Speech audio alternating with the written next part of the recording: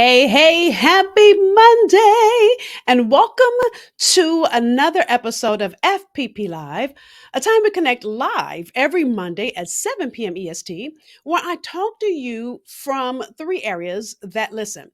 If you want to live as the highest and best version of who God created you to be, if you want to live abundantly above all you could ever ask or think, then you need these three things playing together: faith, purpose, and profit. So, my goal as I come here with you every Monday is to give you insight to actually do what you do, and all three of those be present and correlate.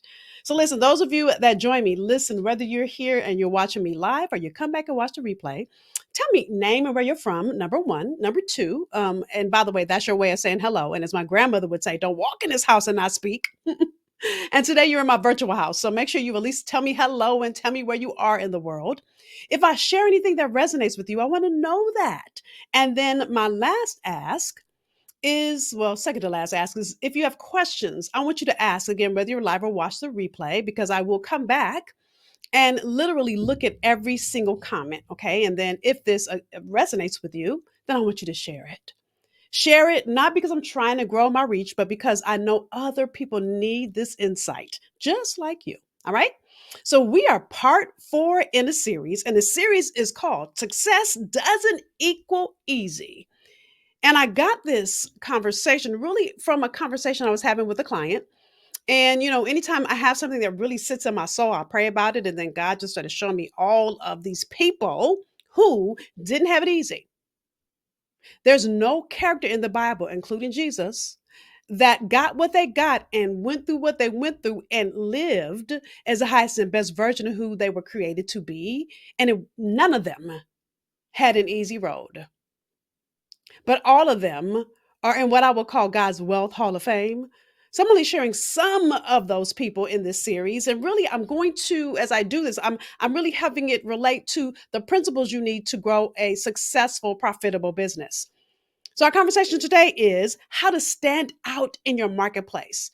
And I should really say how to stand out in a sea of other people that do what you do, because you are not the only person that does what you do, but you're the only person that does it like you do it. The question is, are you showing up authentically?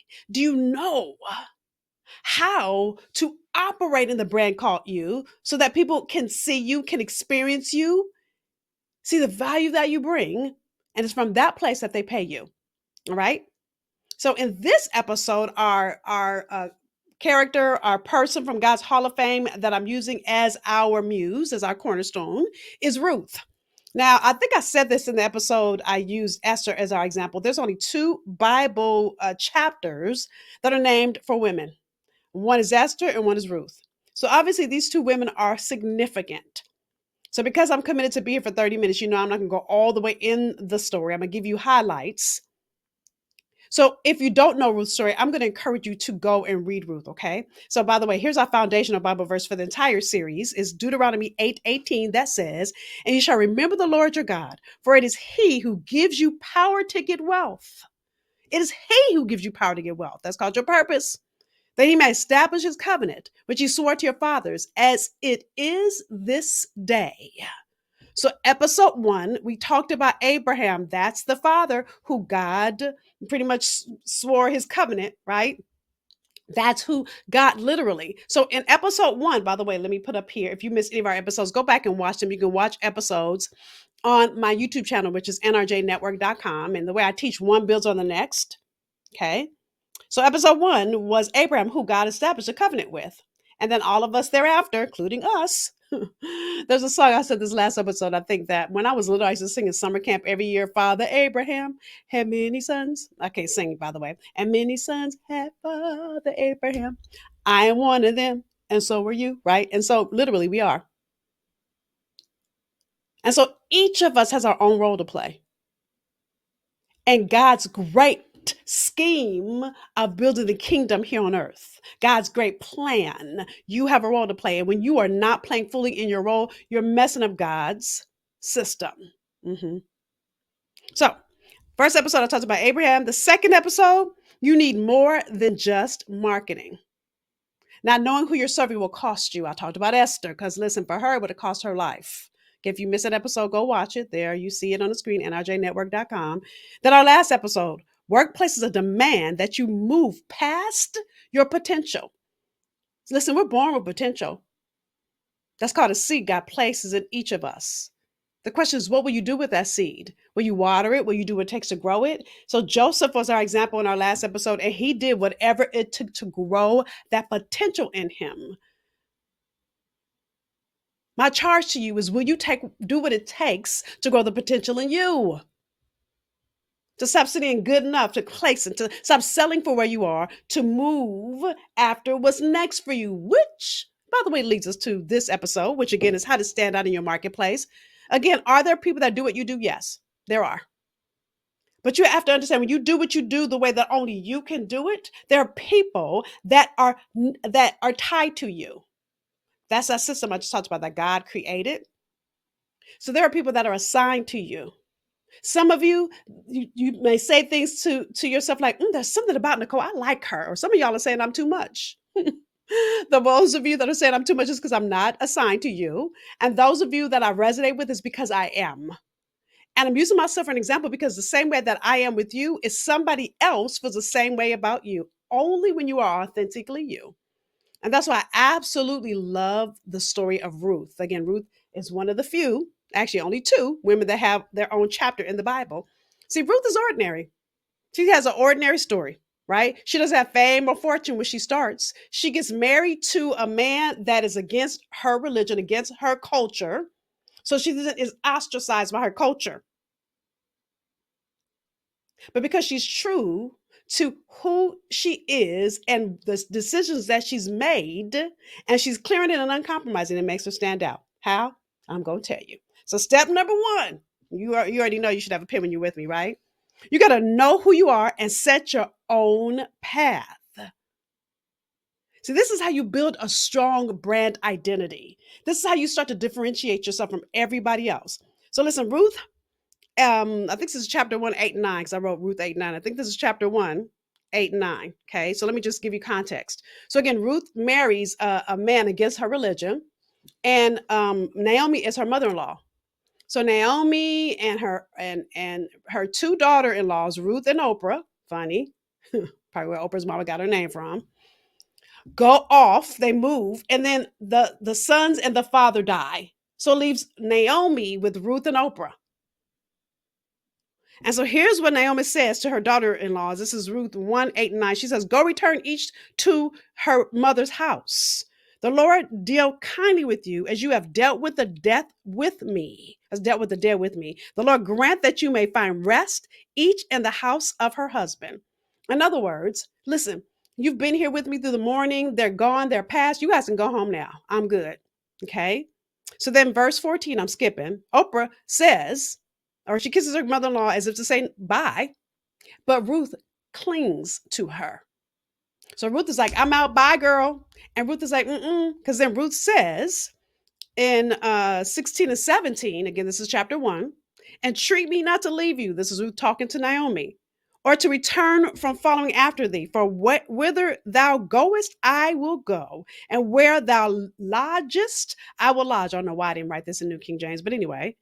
Thy people shall be my people, and thy God my God. Where thou diest, will I die, and there will I be buried. The Lord do so to me, and more also, if aught put death part thee and me.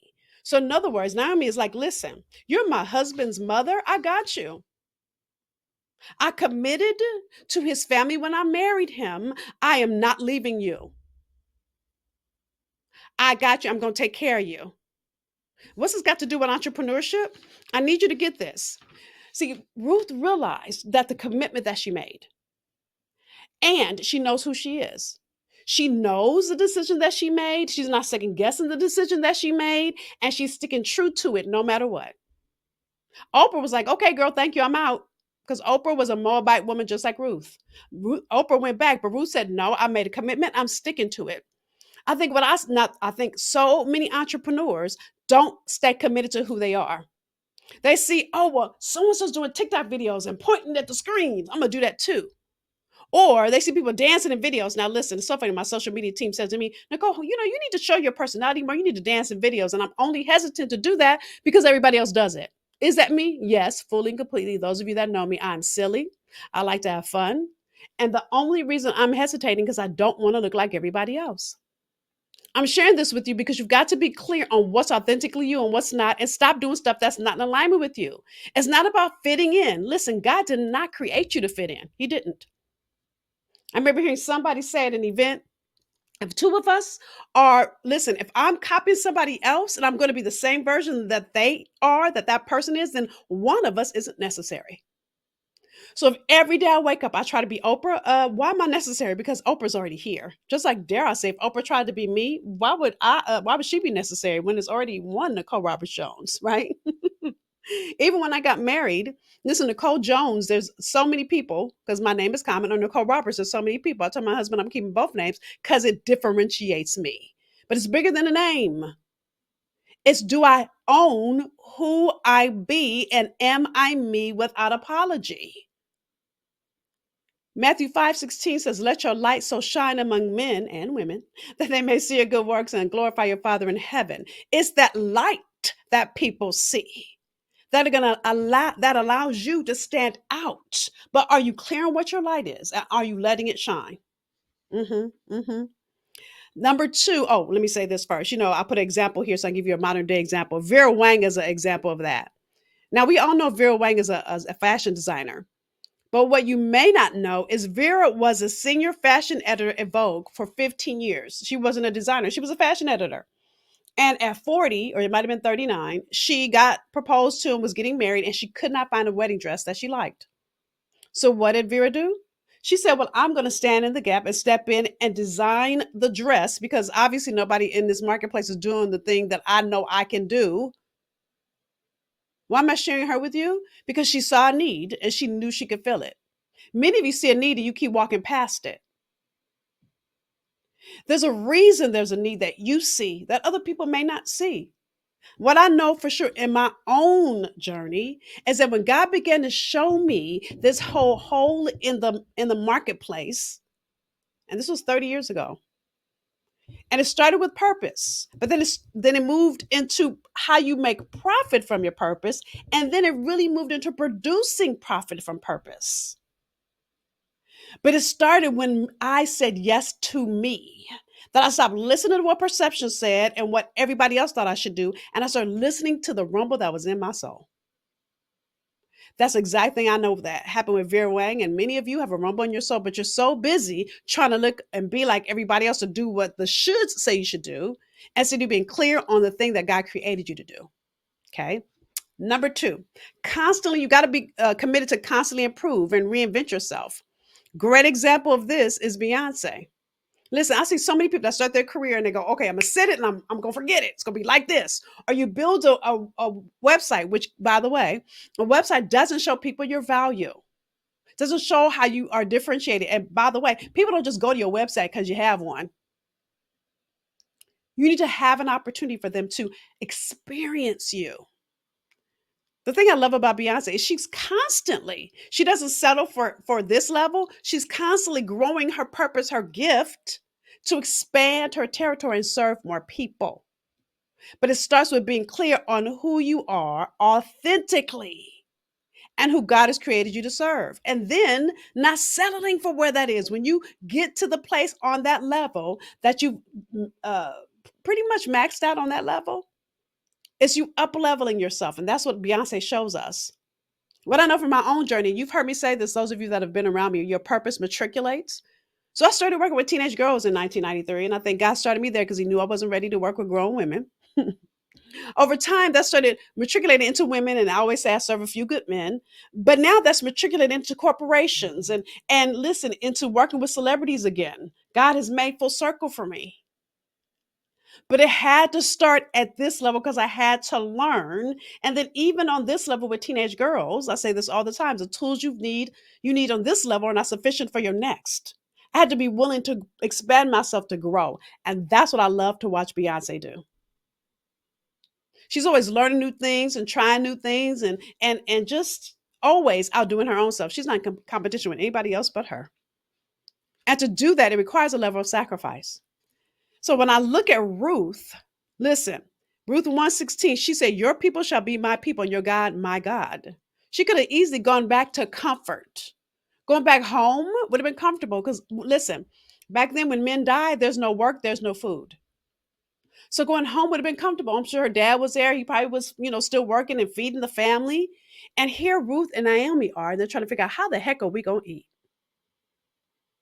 But again, Ruth made a commitment. And I think what many of you think is that being an entrepreneur is going to be easy. It's not going to be easy, but it will be. Listen, I have seen so many rewards that have come in my own journey because I've been obedient.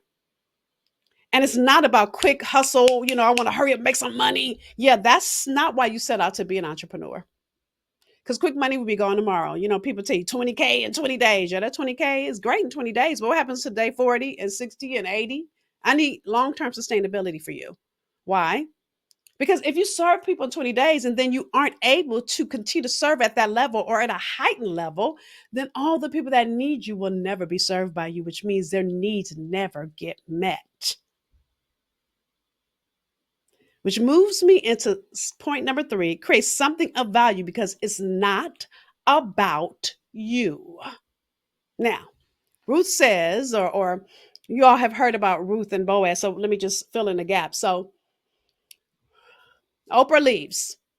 That's Naomi's other daughter-in-law, and it's Ruth and Naomi. They're like, okay, we got each other's back. We're going to figure this out, right? And so what happens is, by the way, if you guys have questions, please feel free to ask and tell me hello because I see more of you joining.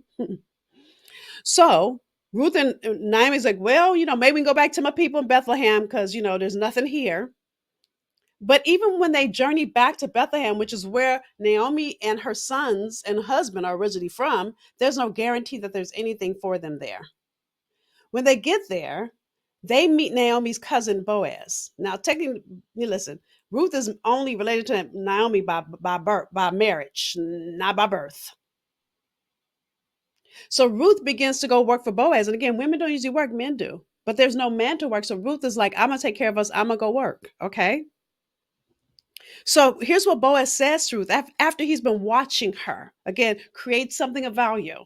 So he's been watching how hard she's been working for her and her mother-in-law to eat. He says to her in Ruth 2:11, and Boaz answered and said to her, it has been fully reported to me all that you have done for your mother-in-law since the death of your husband, and how you have left your father and your mother and the land of your birth and have come to a people whom you did not know before.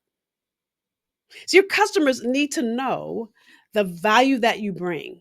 It's not about you talking about it. It's not about you posting on social media. It's about them experiencing.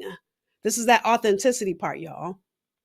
It's like, and I say this all the time, those of you that have been in my community, it's like going on dates. If that date doesn't give you value, why would you give him a second date, a third date, or a fourth date for that matter? He shouldn't even get 4 more minutes. Right? And so what Ruth did, not paying attention to Boaz, not even checking for Boaz, not even worried about who Boaz was. She was like, we need to eat. I'm going to work really, really hard. I'm going to make as much money as we can so we can live comfortably. Mm-hmm. Everything boils down to the power of your brand. I need y'all to get this. So what Boaz was watching was Ruth's brand at play. This is the same thing we saw in Esther's story a couple of weeks ago, as I use Esther as an example. Esther stood out because she was different from everybody else because she wasn't trying to be like anybody else.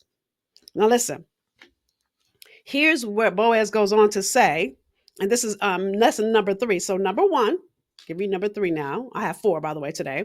Number 1 is, where's my number 1? Number 1 is, there it is, know who you are and set your own path. Number 2 is constantly improve and reinvent. Number 3 is create something of value because it's not about you. Okay. So number 4, the customer is the one that truly matters. Matter of fact, listen, your customer is the expert because your customer knows what they need. How many times have you met someone and they go, oh, you need me. And they start going all the way in on why you need them. And you're like looking at them like, I don't know you. And why would I buy something from you when I don't know you? So you've got to be willing to build your know, like, and trust factor. See, what Ruth was doing as she was working in the fields was Boaz was watching her. He was seeing the value that she was bringing, not even to him, but to her mother-in-law, which showed who she was as a woman to her core. Now, she could have been a gold digger, been working really hard. Like, I want Boaz to see me because he's the wealthiest man in the land. I want to be his boo thing, right? Mm-mm. She wasn't focused on Boaz. She wasn't paying him any attention. And because of that, her customer, her customer who really was Boaz, saw how hard she worked because it was all about her showing up and adding value. Y'all get this? So Ruth 3:10 through 11, Boaz said to her, then he said, blessed are you of the Lord, my daughter, for you have shown more kindness at the end than at the beginning, in that you did not go after young men, whether poor or rich. And now, my daughter, do not fear. I will do for you all that you request. For all the people of my town know that you are a virtuous woman. He like, I got you, boo. Whatever you want, whatever you need. Because you have shown me that you are serving. You're showing me the value that you're bringing. You're showing me what you're bringing to the table. And many times, again, when you're doing the thing you see everybody else doing, you're not showing the value that you bring. You're just doing you're a cookie cut version of somebody else. There's a quote by Jeff Bezos. By the way, Jeff Bezos, I said his last episode, I call him Stephen Bezos. It was supposed to be Jeff Bezos in the last episode. But when he founded Amazon, what Jeff Bezos did was bring to the market something that nobody else was doing. He saw a need that nobody was filling, and he filled it. Here's what he said. By fulfilling your customers' needs, you can win their loyalty and eventually establish yourself as a successful entrepreneur, beating your competitors in the process. It's about showing up and showing out, being all of who you already are, not a 5% version of you, but 100% version of you. Listen, you have nothing to prove, nothing to protect or defend. When you are all of you, there are people that need you. And when you only play small or at a certain percentage of you, they'll never find you. See, Ruth shows us what it looks like to show up authentically, not for the wrong reasons. She wasn't going after, Boaz being her man because he was rich. Mm-mm. She was focused on serving her mother in law. Mm-hmm. See, what many of us don't realize is God uses unlikely people to bring about his purpose. You never know who's watching you and who, as people watch you, will connect with you. But if you're not clear on three things that I just walked you through, you'll never make it. Your brand will never stand out. Now, I walked you through four things, but it's three topics. So for those of you that are saying, Nicole, this is great. This is the area I know I need support in. Listen, I'm sharing with you all first. So those of you that are watching this, you will know before anybody else because I have limited seats. I'm doing a webinar in a few weeks. Purpose to Profit Masterclass. Now, listen, I did this about 6 months ago. I don't know if I'm ever going to do this again. This might be the last time. So I'm going to play a quick commercial. I'll come and wrap up, but I want you to listen to all that you will get when you join us for the Purpose to Profit Masterclass. Stay tuned. I'll be back after this. I see so many people talking about finding their purpose or starting a business only to get off track or trying to do a million different things. And why is this a bad thing? Well, because you end up being just okay at many things, but never great at the one thing that God created you to do. Now, here's the thing. When you focus on your one true calling, your brilliance will naturally shine through and change your life. It'll change your life, your business, and your bank account for the better. But how do you figure out the strategy to align your purpose with profit? Well, that's the exact reason I'm inviting you to join me for my free 3-day Purpose to Profit Masterclass. Register to join me by going to purposeprofitmasterclass.com.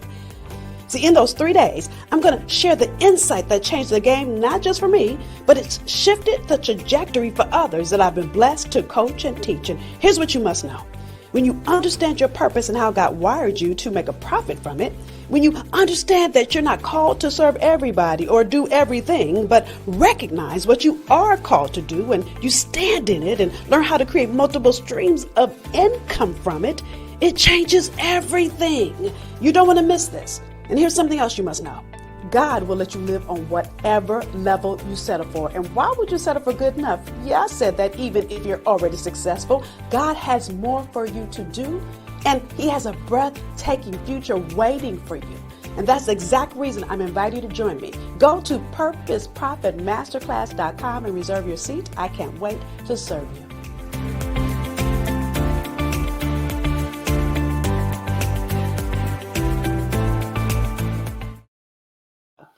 With all of that said, let me say this to you. The reason, and listen, I've seen so many people just suffer from this place in the 30 years that I've been in this business. Matter of fact, I suffered from it for years before I got a clue. Is when you're not standing out in your marketplace. There's three things I'm going to walk you through in the Purpose Profit Masterclass. And I guarantee you, one of these three, actually the first two, listen, the way I teach you guys know one builds on the next. You need to have one fully complete before you can do two, before you can get to three. So, day one of the Purpose Profit Masterclass, I'm going to talk to you about uncovering your purpose. You know, there's a niche, a lane that God created you to dwell in. If you're not clear on that lane and you're not serving in that lane, then people will never find you. And you've got to be able to articulate the one thing that God created you to do. You're not everything to everybody. Because when you try to be everything to everybody, you're nothing to no one.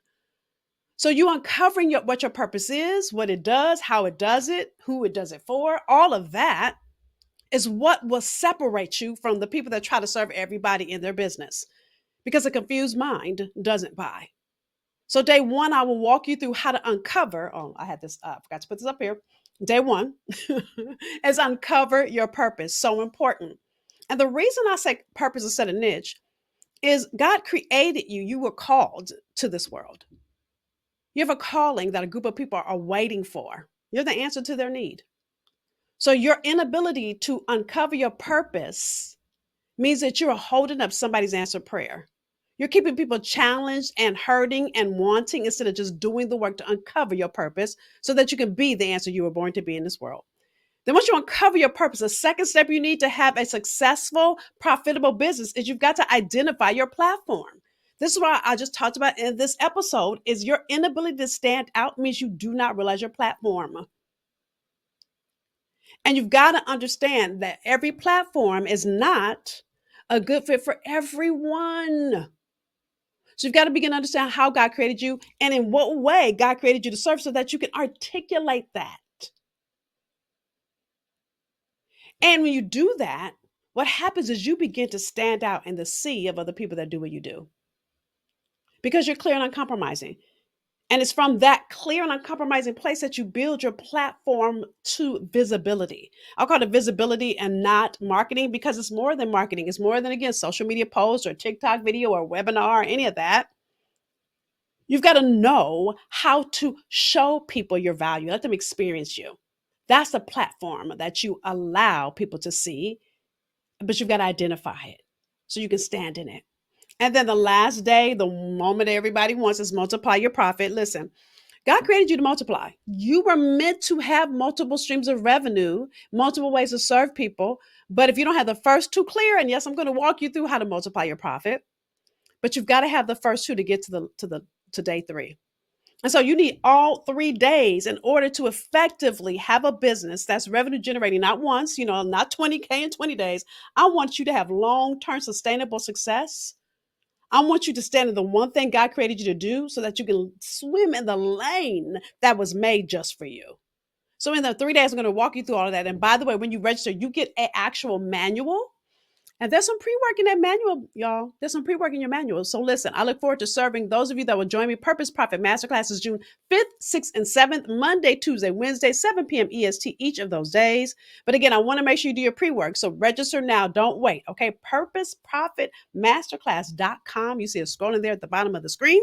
So let me wrap up this episode. Again, Ruth is a great example of what it looks like to stand out in your marketplace. Ruth didn't do anything extra. She didn't try to be anything that she wasn't. She was who she was unapologetically. So number one, you got to know who you are. And you've got to set your own path, regardless of what everybody else thinks or says that you should be, what your neighborhood should say. Listen, I'm from South Central LA. If I was the definition, if I lived into the definition of what my neighborhood defined me as, then my life should have been defined by jail, drugs, and drive-by shootings. But instead, I'm standing here, multiple revenue stream, multiple six-figure business, multiple degrees, multiple people under my team, being able to serve people all over the country, all over the world, actually, because I have clients out of the country. But my neighborhood would have never defined me like that. Why? Because I began to own who God said I was, not what the world said I was. Number two, you got to constantly improve because the tools you've used on this level are not sufficient for your next. So God is always going to look for, are you going to stretch or are you going to settle for good enough? Listen, I'm allergic to average. So if you want average, you in the wrong place, boo. I'm here for you to be abundantly above all that you could ever ask or think so that you can go after abundantly above all you can ask or think because God created you for abundantly above all you could ask or think. So if it's going to be bigger than where you are, it's going to be scary, but it also requires you to stretch. So you've got to be committed to constantly improve and reinvent. By the way, first example is Vera Wang. Second example is Beyonce. You've got to number three, create something of value. It's not about you. It's about the people that you're serving, understanding the value you bring. And Jeff Bezos is an example here and in our last step, which is the customer is the one that truly matters. The people that God put you here to serve are the ones that matter. No matter how hard you try, it ain't about you. So many people focus on how much money can I make, but how much transformation can you bring to this world? See, when you bring transformation, revenue will come. So those of you that are ready and you know you're ready, then I look forward to serving you purposeprofitmasterclass.com on June 5th. So listen, I have more in this series. So I know I have two more characters. We'll see if God gives me more, but I know I got at least 2 more weeks to give you. We'll see if I have a third. So, again, Purpose Profit Masterclass is where you go to register for my 3 day, and I will go all the way deep, about an hour each day, and get your manual because your manual is going to help you. Because listen, I'm not somebody that cares about you being motivated or inspired. You can get that for free at church on Sunday. I need you to be able to activate what I teach you. That's why I'm giving you a manual. All right. So you can reserve those days. You'll see when you register that a quick calendar invite comes up so you can actually put it in your calendar. So if you're ready to go after what's next for you in 2023 to grow your business or to start it, I look forward to serving you. PurposeProfitMasterclass.com. In the meantime, I will see you next week as we dig deeper into this series. Listen, success doesn't equal easy. All right. Until then, do me a favor, share the one thing you got out of this episode. All right. And I'll see you next Monday, 7 p.m. EST for another episode of FPP Live. Bye, y'all.